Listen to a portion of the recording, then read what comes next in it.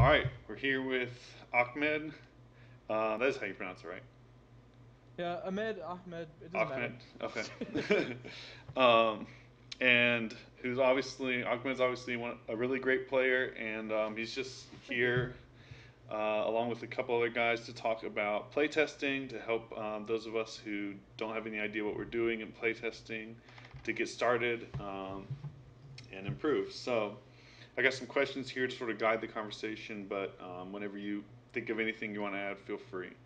So, Okay. first question, who is in your testing circle? Oh, okay. So the most important people in my testing circle are the Monstars, and that includes Connor Fenton, which you guys know he's in top 16. I think he's like second or third right now in the North America. Yeah. Uh, me, James Miller, who he's a good player. He just doesn't have a good showing this year. Ryan Allred, who top eighted Mexico recently, um, and Nathan Brower, Austin Vance. I'm probably leaving somebody out. Ryan Peterson. There's like 8 Monstars, and Yeah. that's most of my testing group. Okay. We don't always play the same deck, but we share all of our decks Okay. amongst ourselves. Cool.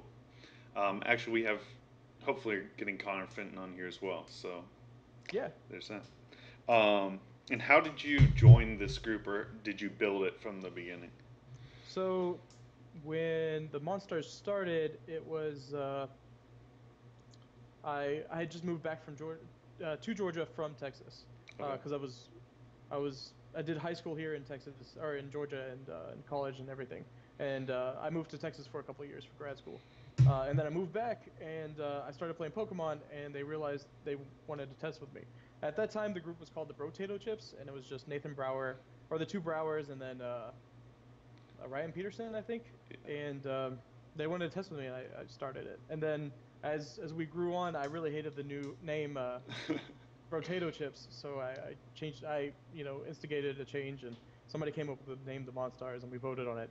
Um, and then we just kept adding people that were local to our circle.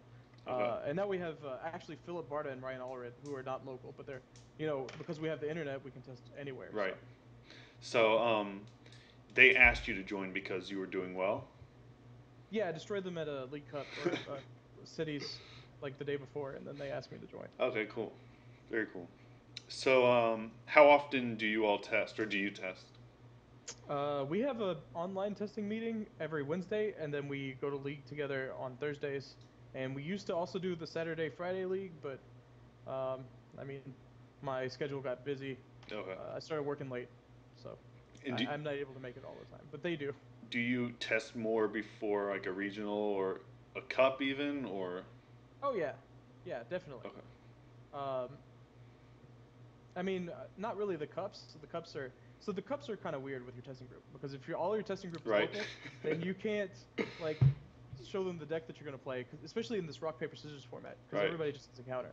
Um, there was actually a case where Alex Hill, we were rooming with him. He's not part of the Monstars, but he was asking what he should play, and I told him I think Volcanions is a good play if nobody's playing Greninja, and but a lot of people were playing Greninja, and I was playing Eviltal, and I think he ended up playing Vespa Queen's Obstrika back in it was like December or something when Right. that deck was big, and he spiked all of us and he won the whole tournament. I was pretty mad. Yeah. Yeah. I just was at a cup today, and our testing group was in 5 of the top 8 slots, and it was like it's a little. Yeah, It's weird when you're testing with people and they're countering your deck. Like, okay. yeah. Um, so, for how long do your testing sessions last when you guys do test? It depends on what we have to do. I like to test for at least 2 hours. I think like a good and I mean testing online is a good resource because you don't have to shuffle decks. And when you want to remake a deck, like you just click some buttons and then it's Right. remade. But in person, I like to do 3 to 4 hours Okay. uh, because my goal is to do 10 or 15 games, and you can do that faster online than you can do in person. True. So you said it depends on what we have to do. What are some of the goals that you go into testing with? Oh, I meant like in real life, like if I have to go home and walk my dog or Oh, okay. I see. But regionals, I think a good regional is tested for with 100 hours. So that's Oh, wow. you know 2 or 3 hours a day for like 3 weeks or something like that. Is that Wow. close? No, that's not close. It's like 70 hours. Okay. But two or Yeah. 3 hours a day over like 4 weeks or 5 weeks or something like that. I mean, you want. Right. I mean, testing is compounded too. So like, if you test for one regional, then you have one the next week too. I mean, it Right. compounds, and like actually doing a regional or going to a regional and playing it is testing for the next regional. So Right. it's still practice. So That 100-hour number really puts things in perspective for me because I'm not getting close to that. well, I mean, it's 100 hours. I mean, like you accumulate 100 hours Right. in a lot of your time. Like if Like I going have it on my towards another. phone, so I play on my lunch break, which is an hour. Or if work is slow, don't tell my boss. I play it on Okay. my phone. Makes sense. Um, so you said you online is nice, but you do test in real life. How do you use each of those, and when do you use each of those? So online is what I use to test in like some random downtime. So like if I'm at home alone and I got nothing else to do, I'll either watch TV or I'll play test. Or I'll play test while I watch TV. And usually it's not the best results because I'm not fully paying attention to the game. Right. But I just like to get a feel for what like other people are playing and get experience with other people's. I mean, how to deal with certain situations. Okay. Um, so I mean, sometimes I'll play with the most aggressive mindset. Just try to you know go for the most aggressive thing to see how many times that actually works out for me. And then I'll do the reverse and I'll play like a completely defensive mindset. Yeah. Um, Okay. but Cool. yeah.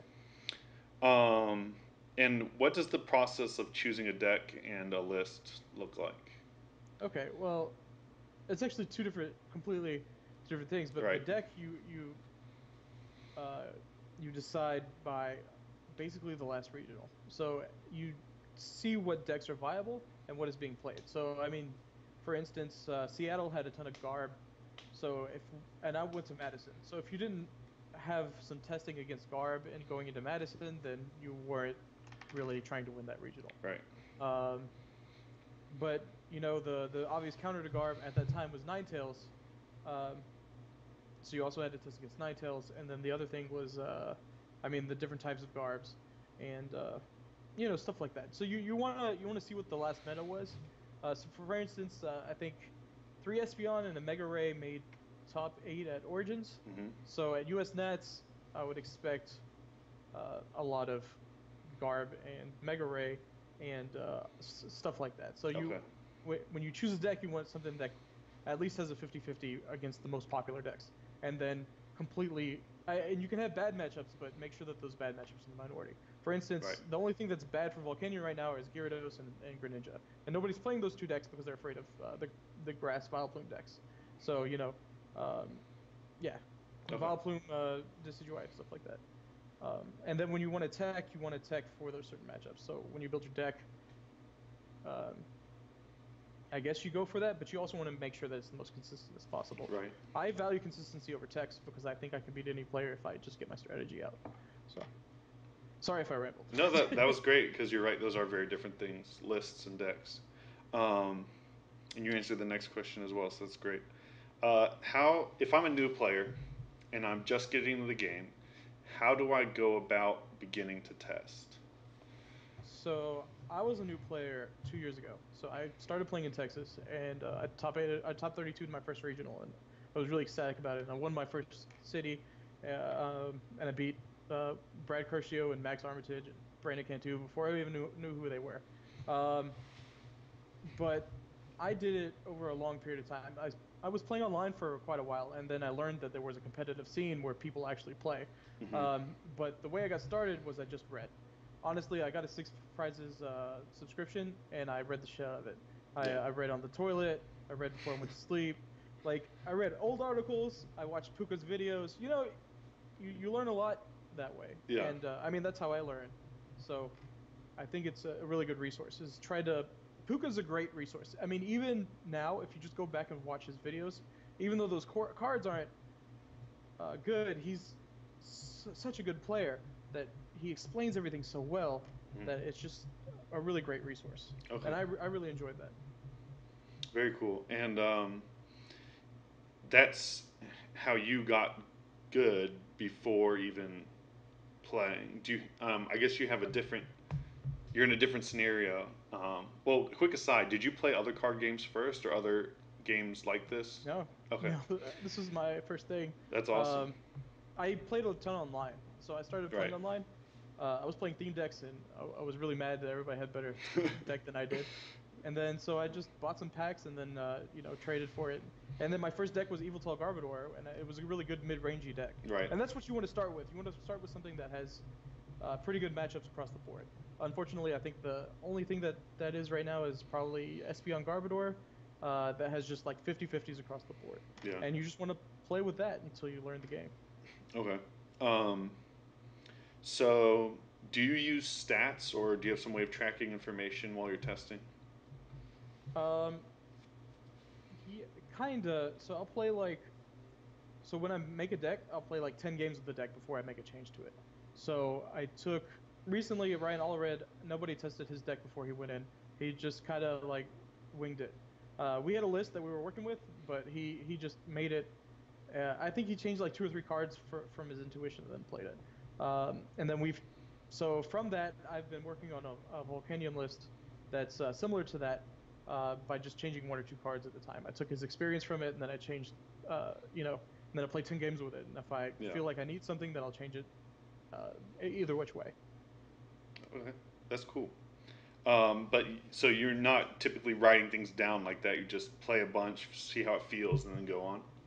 Yeah, Change because from there. the deck is so fluid. I mean, if you're Right. just losing a ton, then it doesn't matter. I mean, obviously you take things into account like the matchups that you play against, Right. uh, and things like that. But it's more of a feeling.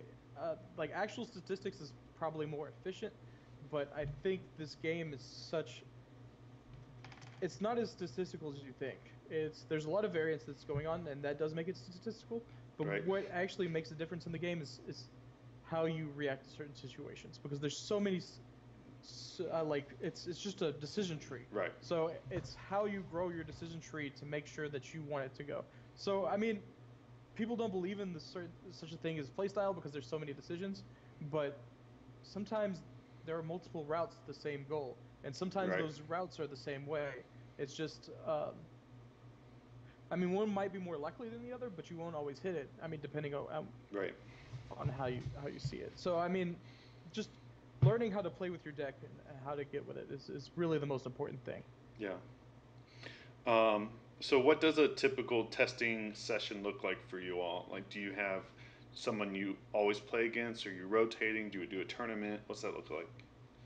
Honestly, when we play online, what happens is I'm streaming a match versus one of the other players. I like to play a lot instead of commentate, and then I just screen share my hand, uh, when I'm playing online, and then talk about it. So it's kind of like everybody's playing each other. I'll also Oh, look at my opponent's okay. hand. So I mean, we'll both screen share each other's hands, and I'll tell him what the best play is, and then he'll tell me what he thinks the best play is, and then I'll tell him he's wrong, and then I'll beat him, and then So you'll actually have maybe, do I understand you'll have your whole team or a large portion of your team watching the game? Or is it yeah, just the two of you? Okay, it's like four or five of us. so you have five of Uh, you all watching, two of you, only two of you playing, and you're discussing the game together. Correct, the whole time. Okay, that is really cool. That's really interesting. Awesome. Um, and then maybe some other players would rotate in after best of three or something like that. Yeah, or if one gets tired of playing and one wants to like say something, or if somebody has cards that the other person doesn't, or something like that. Okay. Oh, because you're basically all playing, Yeah. essentially. Okay, that's really cool. Um, so do you have deck building responsibilities? Like you need to have. Well, I guess you're playing a lot online. It sounds like, but some in real life. Like, do you say, okay, you need to have this deck built, you need to have this deck built, or do you all have a large majority of the meta decks, or how does that We look? we sometimes do that. Ryan Peterson, who's in our testing group, he owns like four copies of every card ever printed. So he's usually the one that is making all these decks. He's also the most organized out of all of us, except for James Miller, who owns a store, but he doesn't own every copy. I mean, he owns the copies, but they're in storage or whatever. Um, So yeah, he basically has every deck, and then he'll bring them, and then we'll change the decks to what we think is the best version. Um, Mostly, what we play are turbo decks. So we play like Mega Ray, Volcanion, Right. Raichu stuff. So I mean, we like to play against those decks. So I mean, with those decks, so we test against other.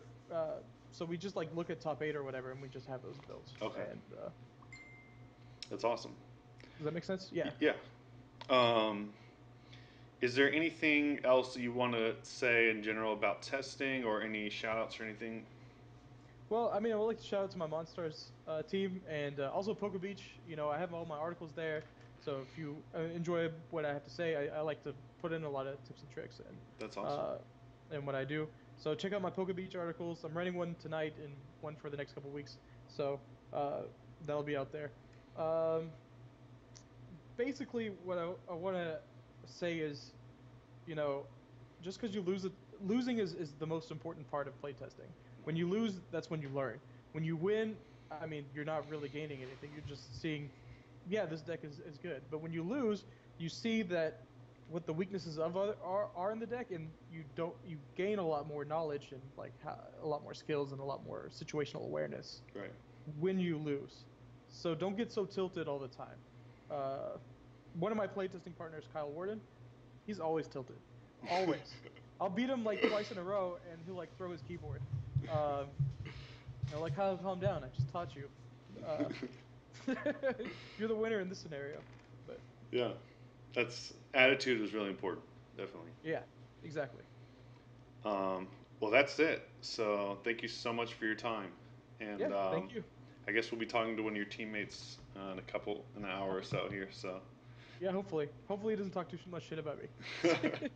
All right, take care. All right, you do.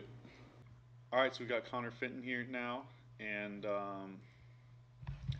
thank you for taking the time to do this. Yeah, no And problem. so we actually just had Ahmed. I forgot that you guys were on the team together. Oh yeah, on Monstars, yeah. Yeah, but dude, it was really really informative. So I do have a few more questions and I guess follow up questions from what he said. But first question was, who's in your testing circle? And obviously we know from what he said. But how did you join it, or did you build it from the ground up? How did that come about? Well, they all did. I mean, I'm sure he was talking about it with Monstars and stuff. That's how they all started on a team before I joined. Like they were all a thing before I was on the team. They started kind of as a let's join together and beat Connor. Okay. That's how their group started. And they had a testing group. There were a couple players who aren't playing anymore that they started. And eventually, I was sick and tired. They started beating me at all these locals and cities that year. This is last season. Okay. At cities, I did really bad because they all kind of the rest of the state kind of formed together against me. Yeah. And so eventually I was like, okay, guys, Florida regionals that year. Two of them top 8'd, and like Ahmed and James Miller, who's another member of the team, they top 16, and then Nathan Brower got second, and Ryan Peterson got top 8, and Ryan Allred, Wow. who ended up joining us later on, also got top 8 at that tournament. And so I was like, okay, guys, I need something here because it's You not went in on working. that.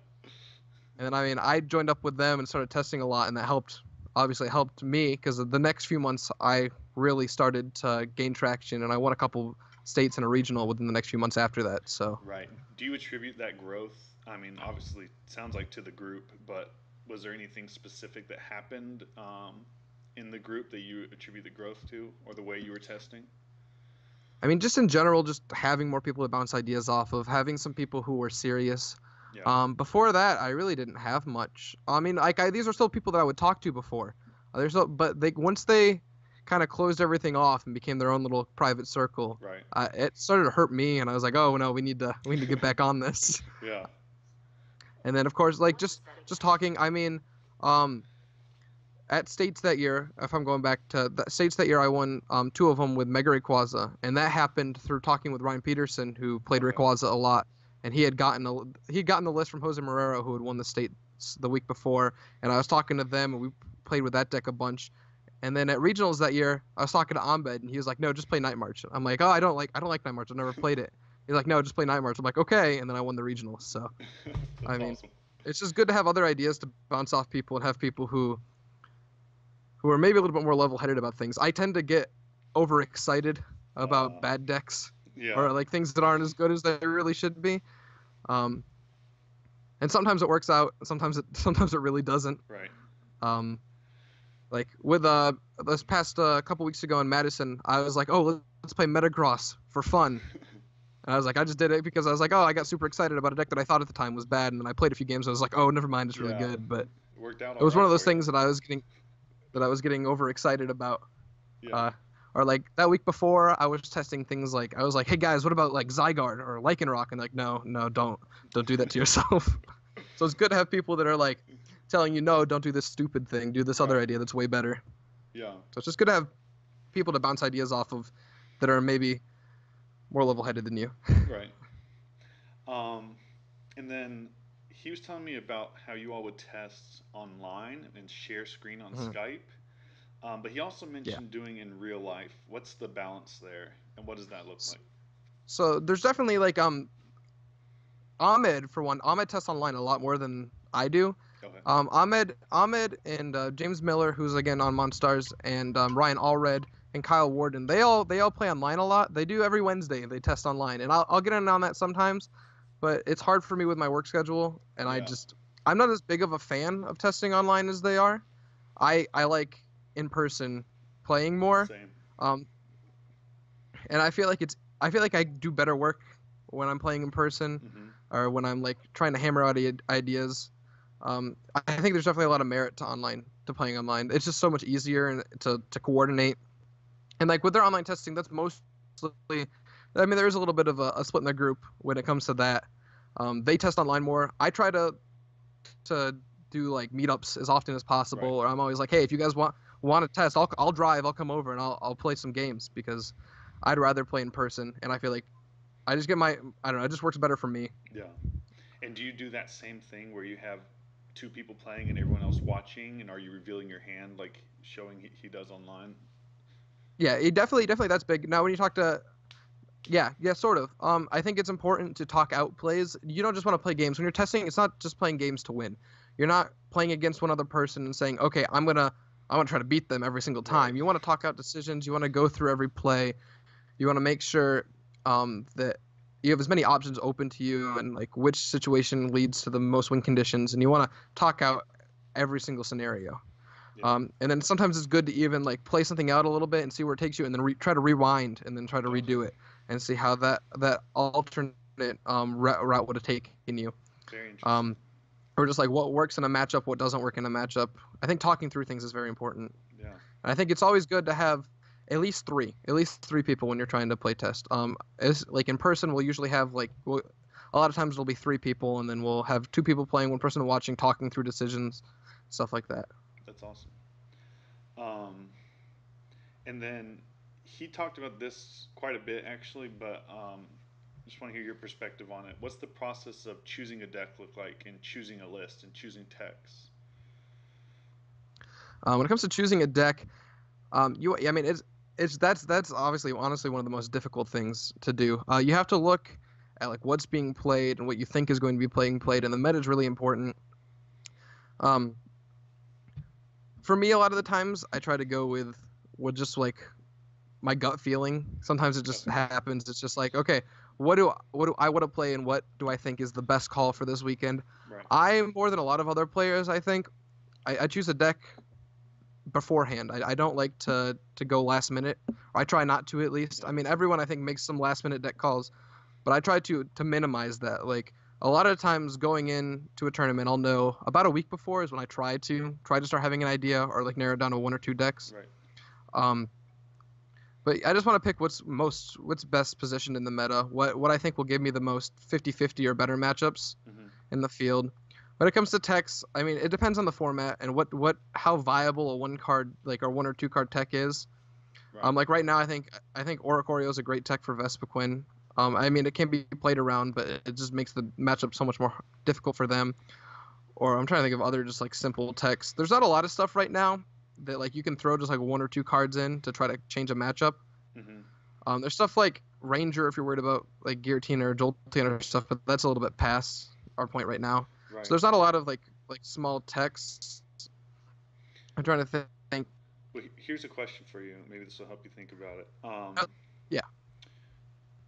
So with Oricorio, it has uses in other matchups as well. It's, Yeah. At least in my testing, it's done well in a lot of matchups, just being able to snipe or whatever. And then sometimes you put in a tech and it helps the matchup, but it doesn't turn the matchup. How do you consider how much of a percentage change does it have to be? Okay. Yeah. So like you wanna if it turns a bad matchup, if it turns like let's say a 70-30 matchup into like a 60-40 matchup for you, like flipping the ways, then it's definitely worth it. Or if it makes it like a 50-50, then it's worth it. But if it turns like a 90-10 matchup into like an 80-20 matchup, that's not a card that's worth playing. You were talking about cards that are good in a bunch of situations. Like you could say you're playing like the new Tapu Koko promo. You could be playing that for Gyarados, but it's also good in just a lot of situations to spread damage and to set up knockouts. Yeah. And then like you were saying with Oricorio, there's just a bunch of different applications for it. So it's good when a tech card is also good in other matchups, like in other situations other than the one that you're trying to play it for. Would you play Oricorio in well, we saw Danny Altavilla play it in Zoroark. Would that be a good tech if it were only good against Vespiquen? Would it still be worth playing, do you think? And at this very like when Danny saying going into Mexico at this time, I think yes. I think that the deck is just it had the best showing at Madison. You're breaking up. And then it had a really good showing, and it's just a big deck. It's a really big deck to counter right now. Right. It's like saying the same thing. If Oricorio was out last season against Night March and that was the only thing it was good against, you'd play it. Right. I don't think Vespiquen's at the point that Night March was at last season, but I still think it's big enough where, especially if your deck doesn't have matchup against it, it swings it quite a bit. Okay. But in a matchup like the Zoroark versus Vespiquen matchup, I think it's without the Oricorio, it's probably close to a 50-50. Like it's probably pretty even. Just thinking off the top of my head, I haven't played the matchup too much to be honest with you, but just Zoroark attacks takes one prize, Vespiquen attacks takes one prize. But then the Oricorio, you're like, oh, now I have this trump card at the end of the game to go and take my last 2 or 3 prizes. Right. You're breaking up a little there, but what percentage would you say that pushes it to, anyways? Okay. I'm sorry, what was that? What percentage would you say the Oricorio pushes the matchup to? It's at least another like 10 to 15%, which in that scenario where it takes a 50-50 to like a 65-35 or something like that, that's a worthwhile tech. Okay, cool. Do you use stats or do you have some way of tracking information for your testing? Not really, to be honest with you. That's what I'm it's just it's a lot of just like it's a lot of gut feelings. There's a lot of like just playing the matchup yourself and seeing how things go. I know Ahmed more than anyone. I think we go back to Ahmed a lot, but Ahmed is very much that way. I feel like Ahmed he takes his own testing over everything else. Like if he feels this matchup goes this way, it doesn't matter what everyone else says or how other sets. That's how that matchup goes. Yeah. Well, there is certainly a thing on some of the social media sites to someone says something and people just start parroting it. I think. So. Yeah. Ahmed is very. He's got a big wall to that. Like it's his testing, and then Volcanion gets a plus 15% on every matchup. Sounds good. Sounds about right. So I guess that's about it. Because he covered a lot of the stuff for your team. But is there anything you want to add about testing in general, or a shout out, or anything you want to give? I'm trying to think.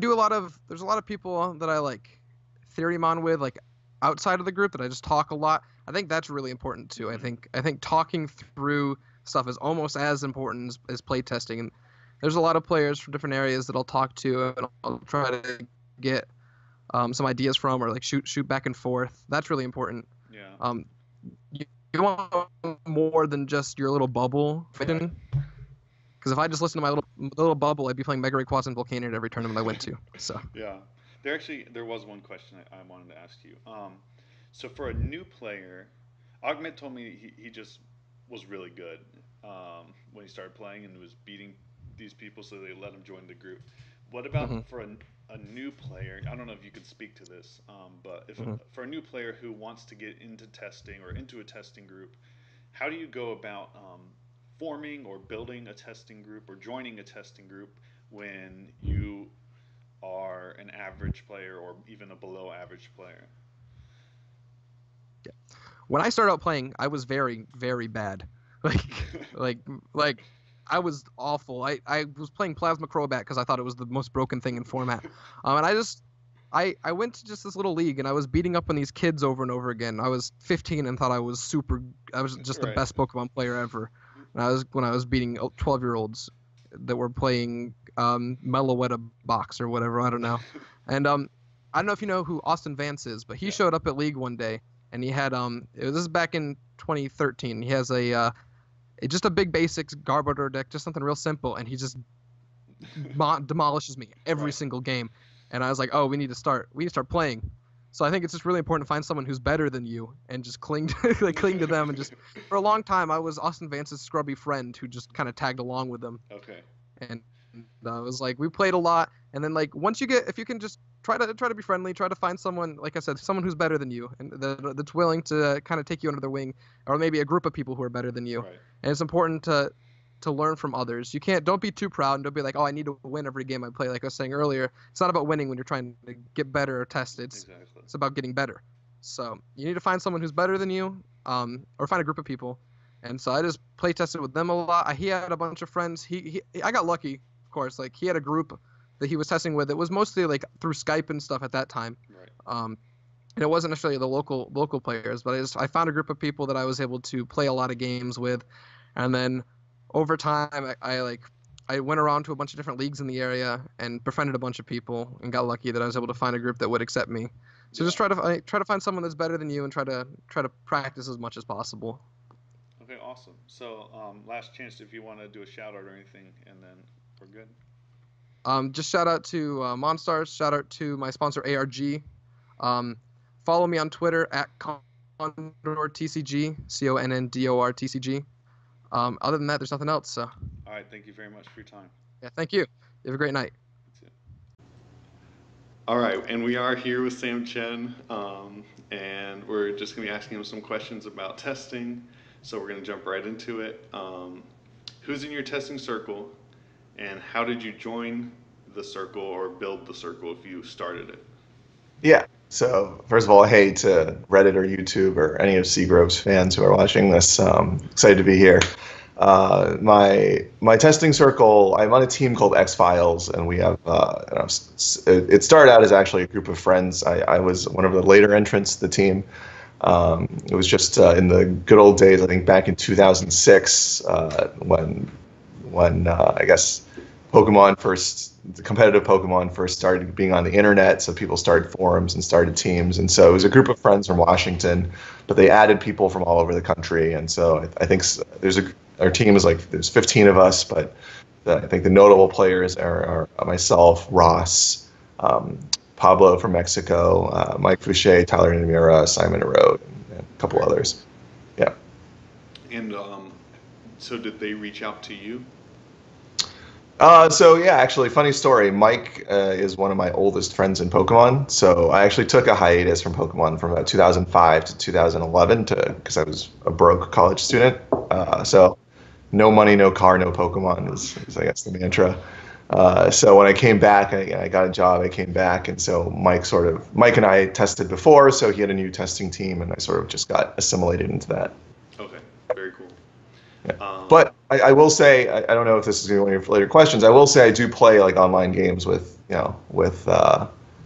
random people as well, sometimes just to brush up and see what other people are playing. So just because it's a testing circle, I think we're more active in terms of coming up with innovative ideas around internationals and worlds, more so than other parts of the year. Cool. So how often do you test? And you sort of touched on this, but do you test for cups and everything, or just regionals and bigger events? It's funny that you say that. So I don't really test all that often anymore. I think my job is not giving me much time to do any of that, and also traveling around the country. But I do. I will say my main form of testing now, except for around internationals, is basically against myself. Okay. I used to use a program called Play TCG that was available online. When they stopped updating that, I use Lackey now, Yeah. which is another Familiar with that. another Pokemon program. So I try to get like 1 or 2 games in or against myself every week or so, and I try to play decks that I haven't played before, not necessarily what I want to play that weekend.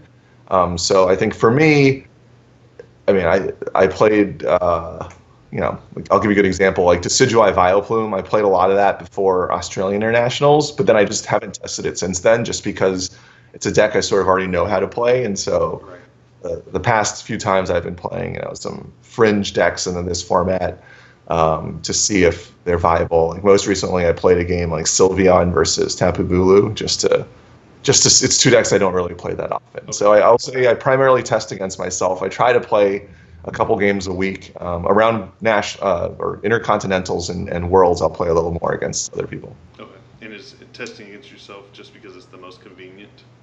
It's the most convenient. I can like make a bowl of ramen and then just like open up and play a few games against myself. And also, I think I get the highest quality testing against myself in a short time, just because I get to.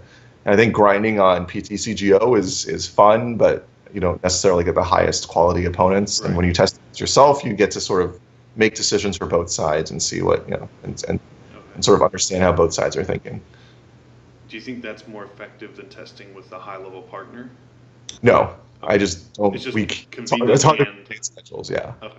If I could play with a high level, if I could play with somebody who's high level all the time, I probably would. But okay. my schedule and just lining up, people's times is very difficult. Makes sense. Yeah. So how long, you said you only play a couple games, how long do your testing sessions last? Or when you are with your group and when you are by yourself, how long would each of those last? Yeah, when I'm by myself, I'll play for like 30, 40 minutes. I mean, I can get 3 games in 30, 40 minutes, just drag and click. So, and then when you play against yourself, you can make mental shortcuts. You can make shortcuts as well, right. Like when you're dragging cards around, so you just know, something has happened already. So when I'm playing against myself, I'll like try to do it 30 minutes a week. If I'm playing against others, it'll generally be like at the tournament right before. So just whenever there's time. I will say before Nationals and Worlds, if the team is working on a secret deck or if there's some concept we're exploring, we'll try to like organize time to grind games against each other to see if the deck works. I know last year. We had a sort of secret deck for Worlds. It was a Vespiquen Eviltal Octillery list. It was sort of a weird take on Vespiquen, and Ross was able to top 4 with it, and I think we grinded hundreds of games with it as a team against different matchups. Like we were sure it beat Night March. We must have played 60, 70 games against Night March to be sure we beat it. So, I think the level of the tournament also determines how much we test for. Like we won't get together for a testing session before, say, a regional championships, just because we put so many a year. Yeah. Okay. Very cool. So, you say you test. The one question you think you already answered: do you test online or in real life? You primarily do online against yourself, but then do some in real life before big events. Is that about right? Yeah. I mean, I also don't have the luxury of time to go to a league with friends, so I would totally do that if my schedule permitted, but unfortunately not. So I think playing games with decks that you're not familiar with, for me, is the best use of my time. I try to play as many different decks as possible. And do you use PTCGO at all, or is it strictly Lackey? I don't really use PTCGO all that much. When I'm playing against, obviously you can't play against yourself on PTCGO. I mean, I have cards on PTCGO. I just don't really play that often on there. Okay. I think eventually they're going to have tournaments on there when they work that out. Really? So I think that was one of the developers early on said that was the plan the whole time, is to have tournaments and stuff. Maybe I'm misremembering, but Eventually they will. I'll play a little more, but I think that even climbing the ladder on PTCGO, like the average quality opponent, at least for me, is not that great. Okay, and so before you go to a big tournament, say Internationals, Worlds, you're working with your team. What's the process look like for choosing a deck and choosing a list for that deck? Yeah. So we'll. So I mean, one nice shortcut that's available today that wasn't available, say, 6 or 7 years ago, is that I think maybe 10 years ago, I think at every major tournament, people post a list online, even if it's Pokemon.com. So you sort of have some idea that the metagame is going to centralize towards these couple of decks.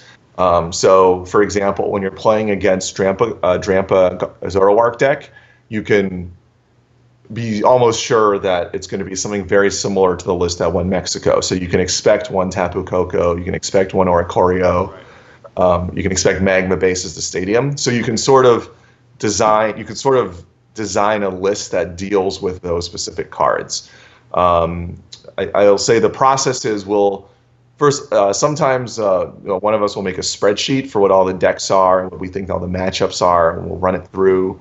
We'll give a meta share to each deck, and we'll try to figure out what we think the good plays are. And then once we have those, we'll see if we'll think about, does this beat all the tier 1 decks? Does this beat all the tier 2 decks? Or what matchups are we willing to take an unfavorable matchup? And if we have like 2 or 3 tech spots, what matchups we want to tech for?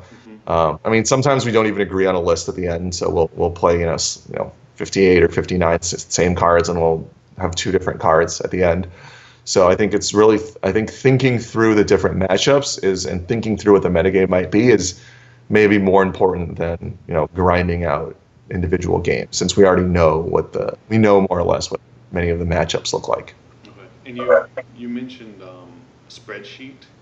Yeah. Can you go into a bit more detail on what that is, what that looks like? Yeah. So we just basically put out or list out all of the meta decks and decks we expect to be seen along the vertical column and horizontal column, and we'll assign a percentage to what we think the meta share will be for each of those decks. Right. And obviously, it's not an exact science, because how can you know what the meta is actually going to look like? And we're wrong a lot too, so that happens. And then we assign like a matchup probability to each matchup. So we actually have a post in our forum right now about what the tier 1, tier 2, tier 3 decks in the current format are, and we think their matchups are against each other, and we'll argue like, oh no, I don't think that's 60-40. I actually think that's even because this deck plays this card now, so it's even. So we'll try to assign percentages and just get a good idea of what we think the best. We'll multiply obviously those numbers together, do some math, and we'll come up with like a list of 4 or 5 decks that we think are good for the meta, given what we think the meta will be. Okay, cool. And I've called the meta wrong like plenty of times before, so it's not an exact science at all, but it certainly helps you centralize what you want to play. Definitely. And do you? Let's see. I don't remember. You mentioned something there I wanted to ask more about, but it's going to come back to me in a minute. I'll just ask it then. Sure. You mentioned how you arrive at tech options, so I'm not going to ask you about that. Do you have any suggestions for how a new player should begin their testing? Because I'm assuming playing against yourself probably isn't the best idea if you're a new player. Yeah. So, I have a lot of ideas on this. I actually talk about this a lot if you know me in real life. I think new players should start off. If you're a very new player and you just got your first theme deck, I think the best thing to do is to go on Pokemon TCG Online, put your theme deck in, grind the theme deck challenges, grind the ladder a little bit, because you're going to play about people, the commensurate skill level, and there's nothing there. You're going to feel for one attachment per game, draw for turn, the one supporter a turn. You'll get a feel for also resource management. Mm-hmm. I think what a lot of very new players don't understand why Professor Sycamore is the best supported card over the last 5 years, where you're discarding all your resources, right? And the idea is that if you play 4 copies of a card, you might only need 2 or 3 copies a game.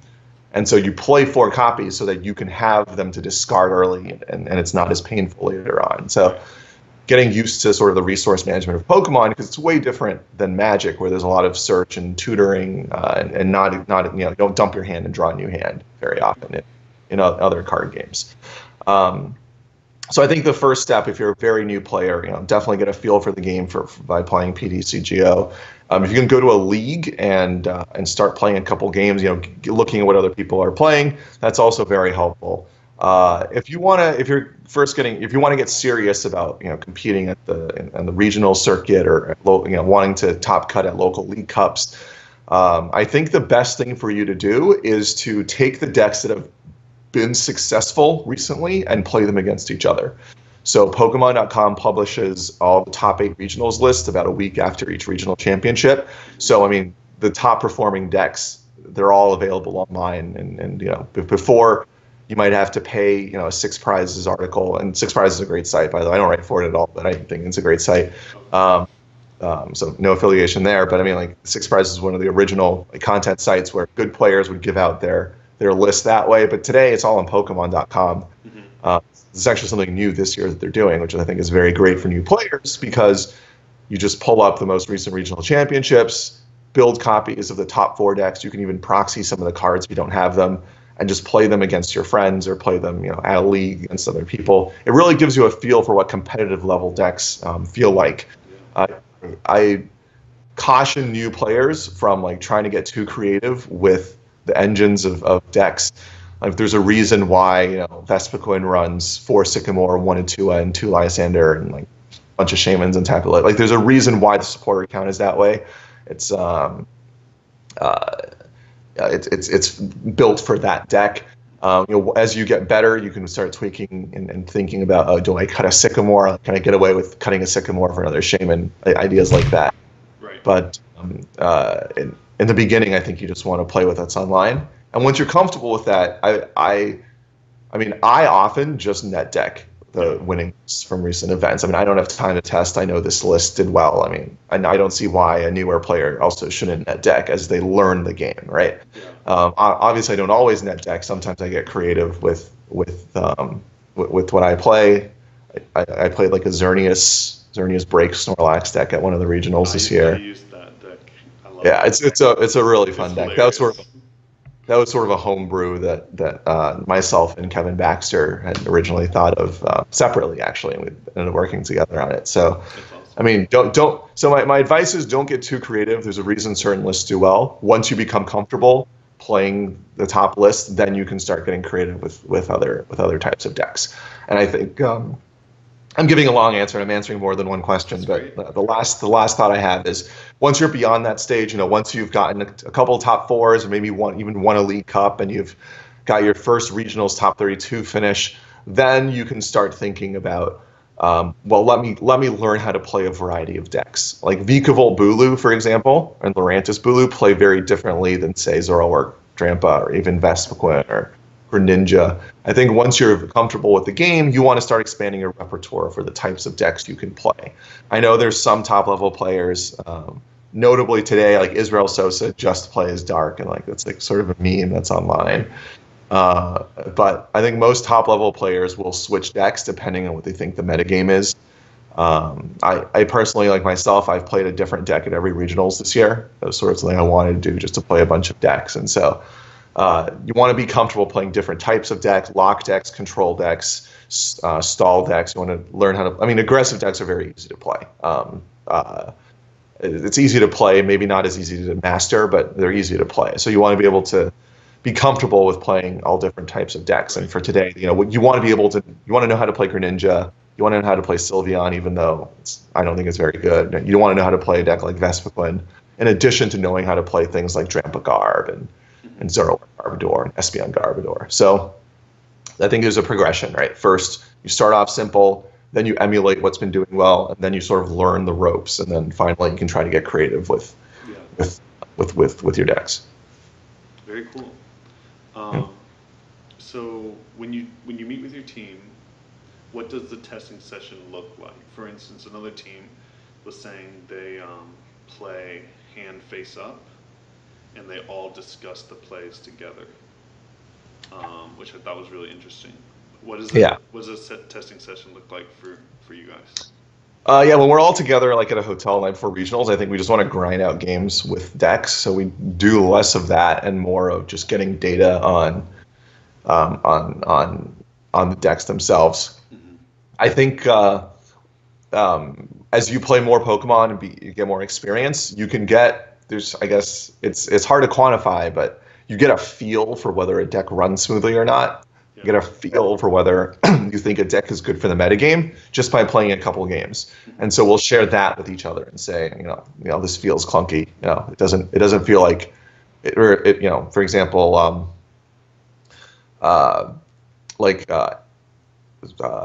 Espeon Garbodor, the first time I played it against Zoroark, even though I won the game, I think this doesn't feel like a favorable matchup. It feels like it's too easy for them to get out of confusion.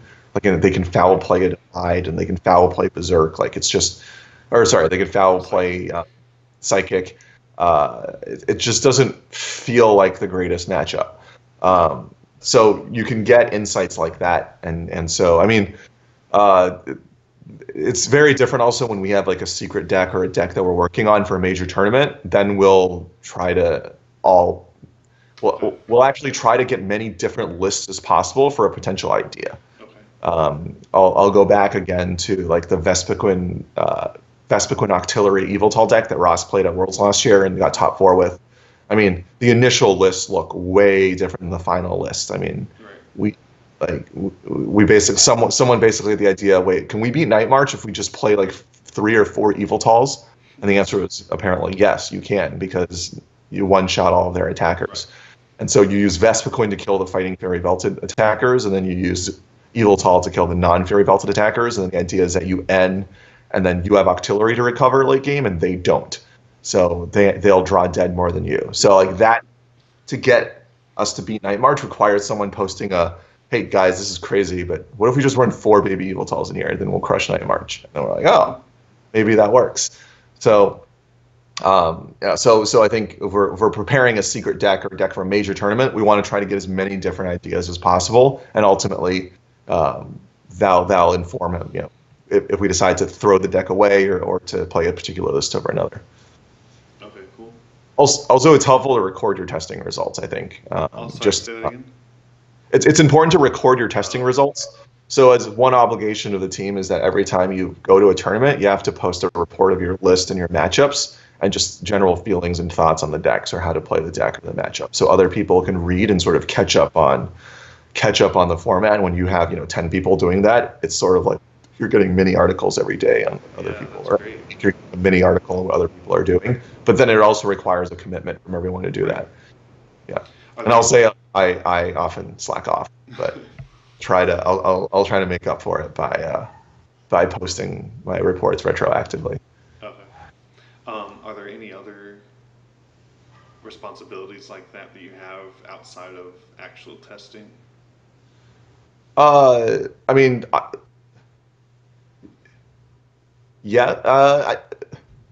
not really actually. I mean, I can talk about like room sharing and all that, and like, but I think that's not the point of this video. Right.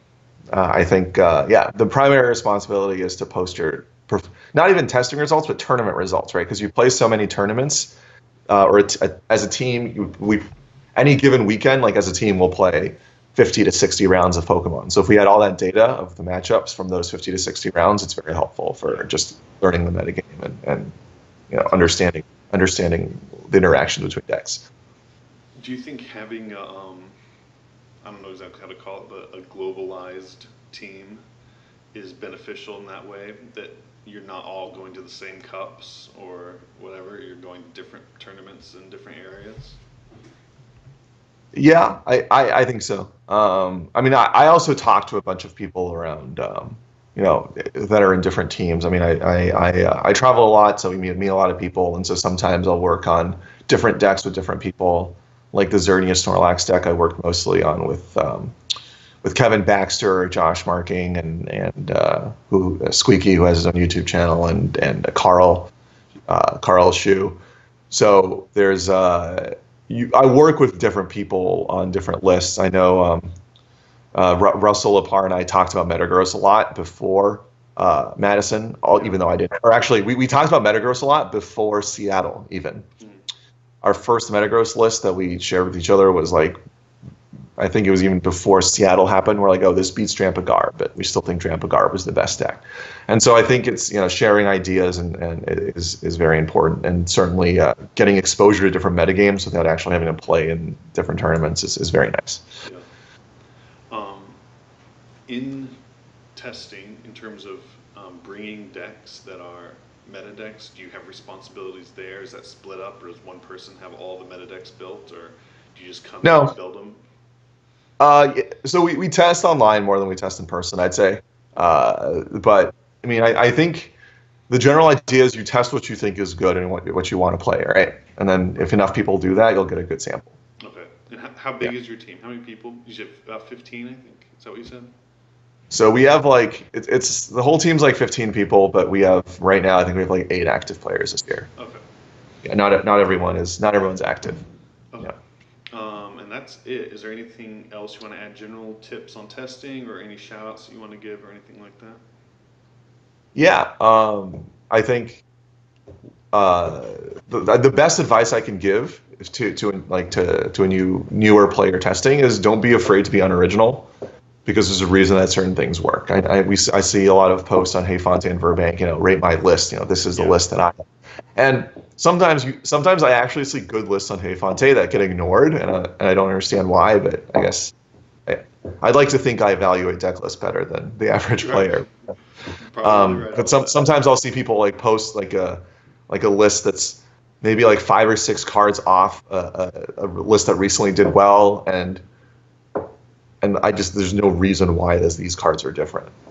Why don't you just take the information that's available to you and try? You don't win tournaments by being original. Right. You win tournaments by having the best deck. And so I think if people can get over that mental hurdle of I want to be original, and I understand, you want to be the guy who creates the newest deck. Right. You want to be the guy who creates, a great strategy. But you'll often see the people who create those strategies are often the people who play meta decks 90% of the time. Right. And that 10% of the time they have a great idea and they go with it. So don't be afraid to be unoriginal, and I guess everyone, happy testing. Good luck at Intercontinentals, and if anyone's going to be there, I'll swing by and say hi, and for anyone who's coming to Worlds, I'll see you there as well. All right. Thank you very much for your time. Hey, thanks a lot, Drove.